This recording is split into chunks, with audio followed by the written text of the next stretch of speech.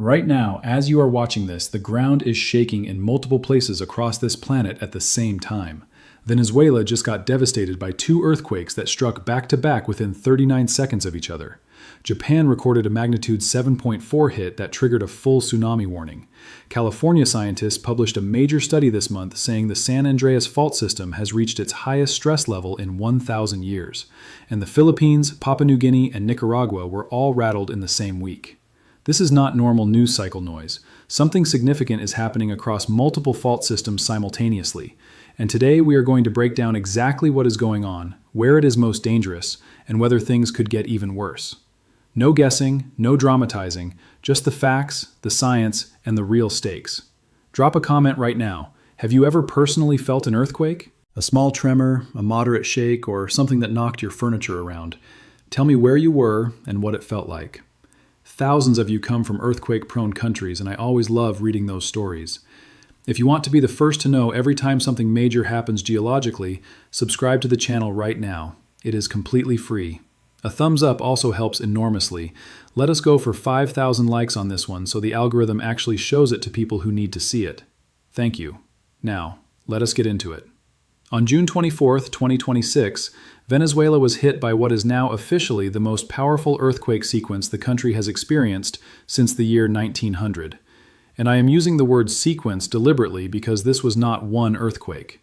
Two massive seismic events struck within 39 seconds of each other. 39 seconds. That is barely enough time to get under a table, let alone get outside. The first earthquake came in at magnitude 7.2. The second, the main shock, measured 7.5. Both epicenters were located in the Yaculé region of northwestern Venezuela, near the town of Umari, west of the state capital, San Felipe. According to USGS analysis, the two events were both strike-slip earthquakes, meaning the ground on either side of the fault moved horizontally past each other. Some geophysicists, using different measurement models, have suggested the combined energy release could actually be described as a single complex rupture event approaching magnitude 7.8. Now, let me explain why these numbers translate into catastrophe. Because a lot of people see a magnitude and think it is just a number on a scale. First, the depth. These earthquakes were dangerously shallow. When a rupture happens deep underground, say 100 kilometers or more beneath the surface, a lot of seismic energy gets absorbed by the rocks between the rupture and the surface. The shaking you feel is far less violent. When a rupture is shallow, and this one was around 10 kilometers deep, almost all of that energy hits the surface with full force. The buildings above the epicenter take the hit with almost zero geological cushioning. Second, the buildings themselves. Venezuela has been in severe economic crisis for years. Infrastructure maintenance has been minimal. Construction standards in low-income neighborhoods, which are the most densely populated areas, have not been enforced. Hundreds of thousands of people live in unreinforced brick and concrete block structures that were never designed to flex and absorb seismic shaking. When the ground lurched violently twice in under a minute, those buildings did not bend. They collapsed. In the state of Lagua, the coastal area north of Caracas, sitting directly above the rupture zone, reports indicate that 80% of buildings collapsed. Entire streets were buried. The Caracas capital experienced 60 full seconds of shaking, sending millions of people running into the streets in panic. The international airport was damaged, power was cut across large areas, mobile phone networks failed, which meant families could not reach each other, and rescue services could not coordinate. The USGS pager system, which is the AY's prompt assessment of global earthquakes for response, immediately assessed a 44% probability that the final death toll would fall between 10,000 and 100,000 people, a 30% probability of more than 100,000 deaths. Let those numbers sit for a moment. As of the time this video was produced, the confirmed death toll had climbed to over 3,800 people, with over 16,700 reported injured. But every expert watching this situation closely says those confirmed numbers are a dramatic undercount. Multiple missing persons tracking databases place the number of unaccounted people between 31,000 and over 50,000. The United Nations Undersecretary General for Humanitarian Affairs, Tom Fletcher, said more than 50,000 people remained missing. A forensic pathologist working inside La Guaira, who refused to give her name because she feared retaliation from the government, told CNN that the official death figures represent, in her direct words, not even a third of what is actually there. The makeshift morgue at her facility was processing around 400 bodies per day. Refrigerated trucks were completely full. Body bags were being placed outside in the June heat because there was nowhere left inside. Decomposition was rapid, and identification was becoming almost impossible. Venezuela's government declared a national emergency, and international rescue teams began arriving. But here is the cruel compounding factor. Venezuela was already in crisis before this happened. Nearly 8 million people were already in need of humanitarian assistance before the earthquakes. The health system was already under enormous strain. There are barely functioning hospitals in many regions, minimal stockpiles of medical supplies, and a government that has been internationally isolated for years. NASA satellite imagery of the affected area suggested that not the 700-plus buildings the government initially acknowledged as damaged or destroyed, but closer to 59,000 buildings, including hospitals and schools, were actually destroyed or severely compromised. The United Nations Development Program put the economic damage somewhere between 4.7 and 8.7 billion. Other UN estimates placed total losses, including infrastructure, at $37 billion, roughly 6% of Venezuela's entire GDP. The next point wiped out in under a minute. The human stories coming out of the disaster zone are devastating. Families on other continents watching social media, holding up photos of missing grandparents, asking for help locating survivors in specific collapsed buildings. One family with cousins in Spain and Orlando, Florida, was trying to locate their grandparents who lived in a 7-story building in the town of Carabala. International rescue workers told them they would need a crane to move the massive concrete slabs before any search could begin. Without equipment, they could not even get close. This is what a magnitude 7.5 earthquake does to a city that was not built to survive it. And this is why every single earthquake story we are going to talk about today matters. The planet does not adjust its behavior for economic conditions. Japan, the blueprint for survival.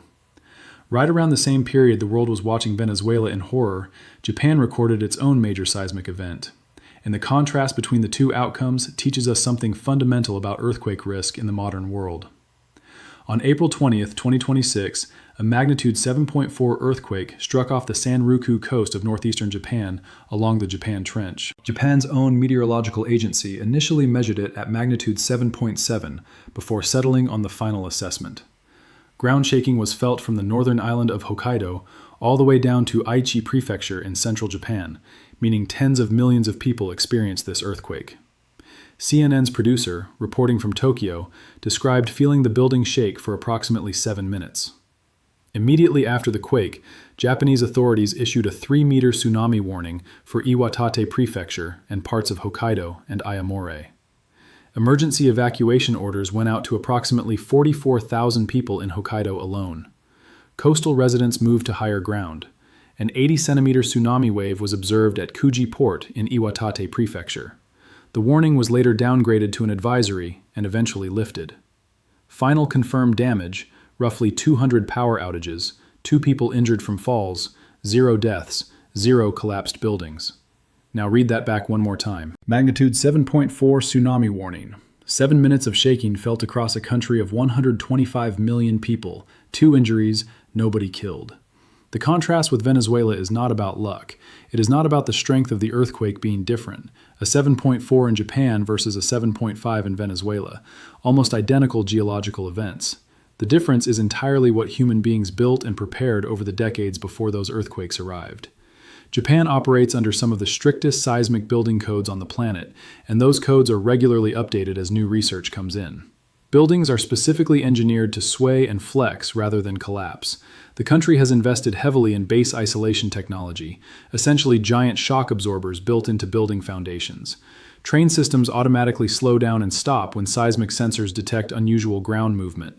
Hospital emergency systems are designed to stay operational through major earthquakes. And from elementary school onwards, Japanese children drill earthquake response until it becomes physical memory. After the April quake, Japan issued what is called a megaquake advisory. This is important to understand. It is not a prediction. It is a formal government communication stating that the short-term probability of a magnitude OAD or stronger earthquake has temporarily increased above background levels. In this case, the weekly probability rose to 1% compared to a normal background rate of 0.1%. That is 10 times higher than normal. Japanese authorities urged residents across 182 towns in 7 prefectures to confirm their evacuation routes and identify their nearest shelter locations. Not in a panicked way, as a routine precaution that the population is trained to take seriously. The geological context here matters enormously. Japan sits at the convergence of 4 tectonic plates: the Pacific Plate, the North American Plate, the Eurasian Plate, and the Philippine Sea Plate. It accounts for approximately 10% of all earthquakes globally. About 20% of all earthquakes of magnitude 6 or higher anywhere on Earth happen in or around Japan. The country averages 1,500 felt earthquakes per year. This is not a country that has earthquakes sometimes. This is a country that lives inside seismic activity constantly. The 22 and 6 Sanriku earthquake occurred along the same stretch of the Japan Trench that produced the 2011 Tohoku disaster, a magnitude 9.1 event that is the 4th strongest earthquake ever recorded in history. The 2011 tsunami killed nearly 20,000 people and caused the Fukushima nuclear disaster, the same coastline, the same tectonic system. 15 years later, a magnitude 7.4, smaller, but still an extremely powerful earthquake kills nobody. Japan has proved something important to the rest of the world. The death toll from earthquakes is not determined by geology. It is determined by decisions made by governments and societies years and decades before the ground starts shaking. Now, let us talk about California. Because what scientists just discovered and published about the San Andreas Fault System in June 2026 is one of the most alarming findings in recent earthquake science.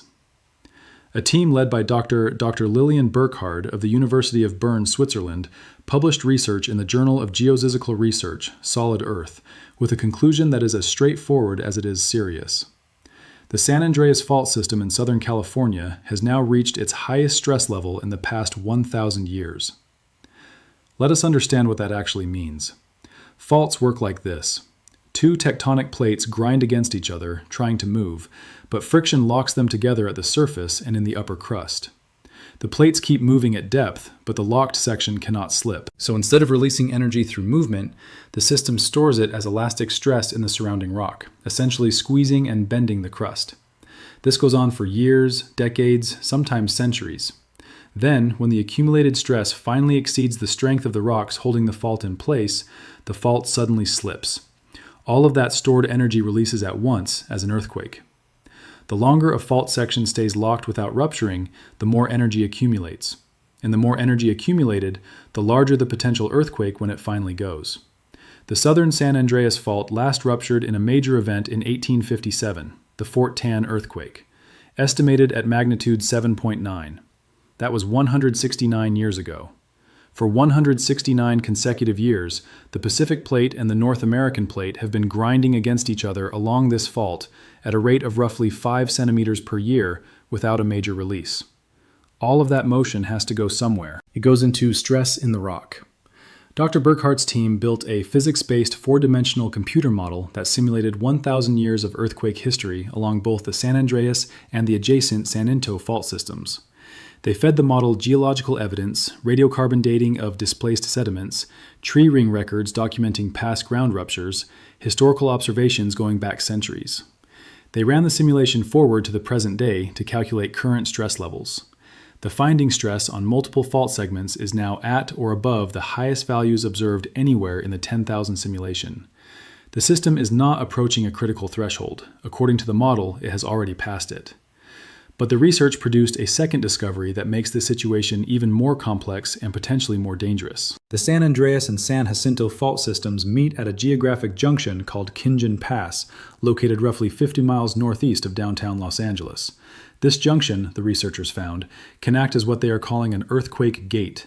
Under certain conditions, an earthquake rupturing along the San Andreas can travel through Kinjin Pass and jump onto the San Jacinto Fault, turning what would have been a single fault event into a multi-fault rupture. A joint rupture crossing Kinjin Pass, according to the study, could produce an earthquake of between magnitude 7.4 and 7.8, affecting not just a corridor along one fault, but simultaneously threatening the Los Angeles Basin, San Bernardino, Riverside County, and the Coachella Valley. Right now, the stress levels on both fault systems are running so close to each other and at such elevated levels that the earthquake gate is effectively unlocked. The conditions are in place for a joint rupture. USGS geologist Kate Scherer, a co-author of the study, said it directly. Because it has been such a long time since either fault system has had a major earthquake, the accumulated stress is enormous. USC seismologist Ahmed Albana, director of the statewide California Earthquake Center, put it this way when asked when the next big event might come. It could be today, tomorrow, in 10 years, or in 30 years. On geological timescales, there is no meaningful difference between those options. The consequences of a magnitude 7.5 to 7.88 event striking this corridor would be severe. Los Angeles has over 13 million people in the metropolitan area. The region's soil varies dramatically, and certain areas, particularly near river sediment and reclaimed land, amplify seismic waves significantly. Thousands of older soft-story apartment buildings built in the 1960s and 70s are known to be highly vulnerable. Gas mains, water pipes, and electrical networks all cross active fault traces. A major rupture along both systems simultaneously would likely cause widespread fires from broken gas lines, water main failures that firefighting efforts, severed transportation routes, including major freeways and rail lines, and hospital systems overwhelmed at exactly the moment they are most needed. Dr. Burkhart's message to policymakers and emergency managers was unambiguous. Plan for a joint rupture of both fault systems as a realistic possibility, not a remote worst-case scenario. The time to act is now, not after the earthquake. When you lay all of this out, Venezuela, Japan, California, plus the Philippines hit by a 6.5 magnitude earthquake, Papua New Guinea rocked by its own series of tremors, Nicaragua registering a 5.2, the natural human instinct is to look for a connection. Is something different happening right now? Is the planet more active than normal? The honest scientific answer is no. The planet is not more active than usual. But the picture is more nuanced than a simple no. Earth experiences thousands of earthquakes every single day. The overwhelming majority are too small to feel without instruments. The ones large enough to feel number in the hundreds per day globally. Magnitude 6 and above happens roughly 120 to 140 times per year on average, about one every 3 days somewhere on Earth. When you see multiple significant earthquakes occurring in the same week, that is statistically expected, not anomalous. The tectonic systems behind Venezuela's disaster and Japan's earthquake are geologically independent and geographically thousands of kilometers apart. Venezuela sits along the boundary between the South American plate and the Caribbean plate, a transform fault system running east-west across the northern edge of the continent. Japan sits at the subduction zone where the Pacific plate dives beneath the Yakutsk microplate and other plates around it. These systems do not communicate with each other in any meaningful seismological sense. The Venezuela earthquakes did not cause the Japan earthquake. They share no geological relationship. What the recent cluster of activity does reflect is something simpler and more important. The Pacific Ring of Fire, a roughly 40,000-kilometer horseshoe arc of tectonic plate boundaries encircling the Pacific Ocean, is, as always, extremely active. Japan, the Philippines, Papua New Guinea, California, Mexico, Chile, and New Zealand all sit along or near this arc. The Ring of Fire accounts for roughly 90% of the world's earthquakes and about 75% of its active volcanoes. When you monitor global seismic activity over any given week, you will almost always see multiple events in this region because it never stops. What changed is not the geology. What changed is the number of humans living in its path. And how many of those humans are living in structures and cities that cannot handle what the geology will inevitably deliver? This is the central issue. The global urban population has exploded over the last 70 years, and a massive portion of that growth has concentrated in cities that happen to sit near active fault zones. Tokyo, Jakarta, Manila, Karachi, Los Angeles, Istanbul, Mexico City, Lima, Bogota, all megacities, all within reach of major seismic events. The question geologists and disaster risk specialists are most concerned with is not whether these places will be struck. They will be. The question is, what state the buildings, infrastructure, and emergency systems will be in when it happens. Let us be direct about the practical message here, because information without action is just anxiety. Venezuela's tragedy was made significantly worse by conditions that developed over years and decades before June 24th. An economy in collapse meant building maintenance was deferred indefinitely. Poverty meant millions of families lived in structures that were never seismically sound to begin with. Political instability meant emergency preparedness systems were underfunded and underpracticed. The result was that a 7.5 earthquake, already a catastrophic event, became something far worse than it needed to be. Japan's response was the inverse. Over generations, Japan built a culture and infrastructure of seismic resilience. This does not happen overnight, and it does not happen cheaply. It requires sustained political will, investment, public education, and regular practice. But the 2026 result speaks for itself. A 7.44 earthquake that would have been a major disaster in most other countries became in Japan a manageable emergency with minimal casualties. California is somewhere in between. The state has made significant progress on seismic preparedness. Shake alert. The earthquake early warning system is now active and provides seconds to tens of seconds of warning before shaking arrives. Building codes are strong for new construction, but retrofitting older, vulnerable buildings has been slow.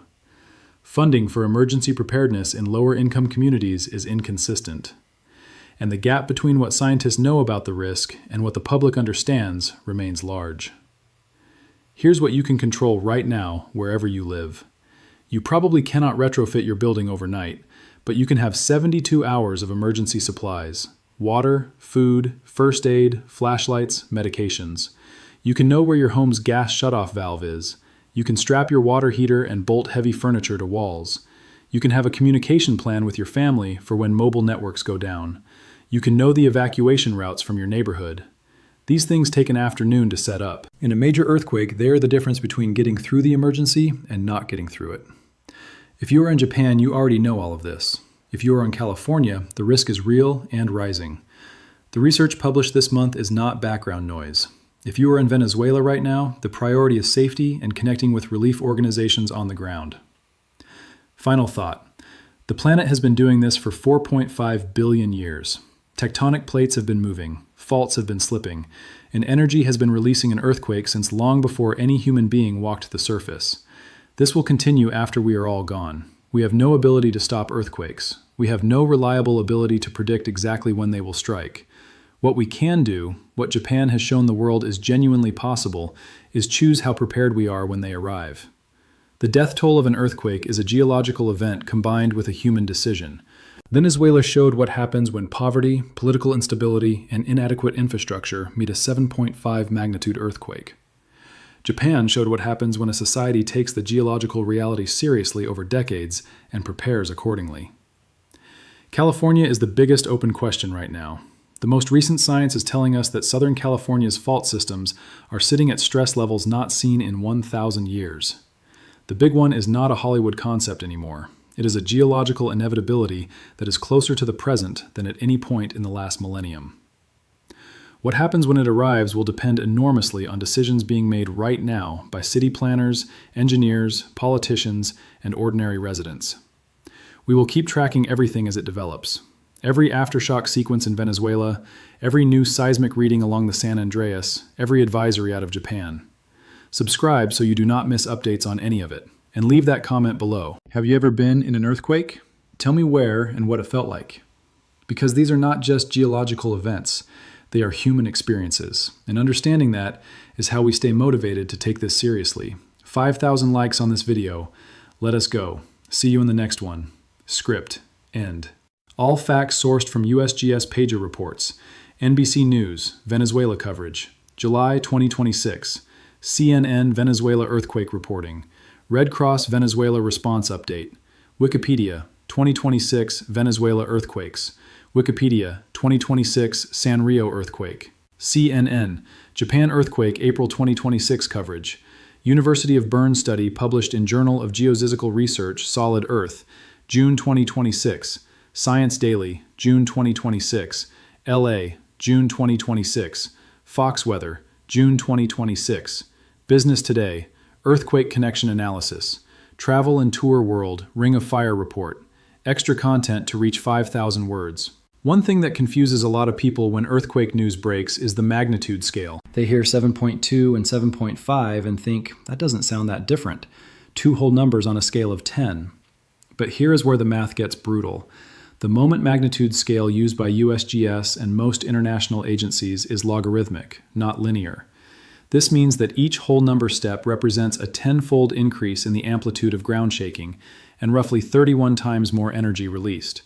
So a magnitude 7.5 earthquake does not release slightly more energy than a magnitude 6.5. It releases roughly 31 times more energy. A magnitude 8 releases about 1,000 times more energy than a magnitude 6.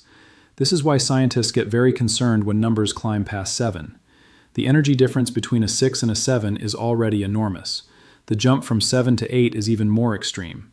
In practical terms, a magnitude 6 earthquake releases energy roughly equivalent to 15,000 tons of TNT detonating simultaneously underground. A magnitude 7 releases energy equivalent to about 475,000 tons of TNT. That is comparable to the explosive power of roughly 38 of the atomic bomb dropped on Hiroshima.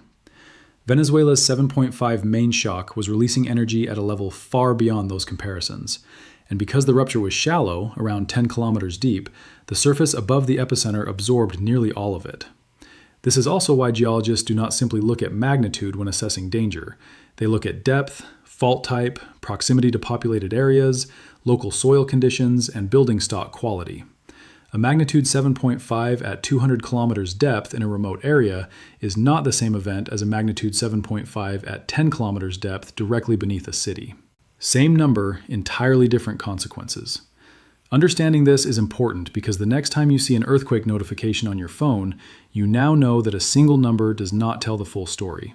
Depth matters, location matters, the quality of what was built above the epicenter matters enormously. While Venezuela is the most immediate crisis and California is the most closely monitored long-term risk, there is another city that earthquake scientists watch with quiet dread: Istanbul, Turkey. With a population of over 16 million people, the North Anatolian Fault runs roughly 20 kilometers south of Istanbul. It is one of the most active and well-understood strike-slip faults on Earth. Over the 20th century, it produced a remarkable sequence of major earthquakes that began in the east and marched progressively westward across Turkey. A behavior so consistent that scientists have used it to project where the next major rupture is likely to occur. The 1999 Is earthquake, magnitude 7.6, 6 killed over 17,000 people, and was the most recent event in that westward sequence. The next segment of the fault in line, the locked section directly beneath the Marmara Sea just south of Istanbul, has not produced a major earthquake since 1766, over 250 years of.